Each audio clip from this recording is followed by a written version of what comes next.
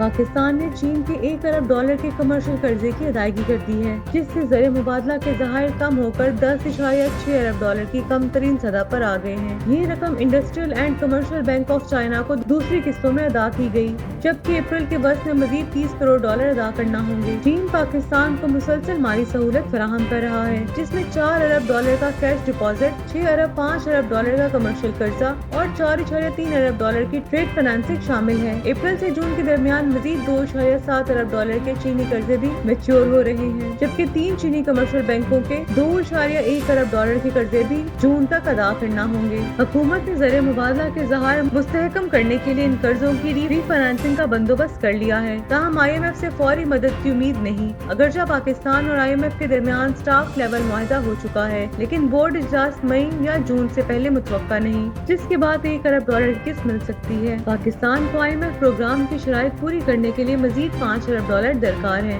حالیہ مذاکرات میں IMF نے تسلیم کیا ہے کہ پاکستان کی بیرونی ادائیگیوں کی صورتحال مستحکم ہو چکی ہے، مگر روپے کی قدر میں دباؤ برقرار ہے اور ڈالر کے مقابلے میں اس کی قیمت $280.2 تک آ چکی ہے۔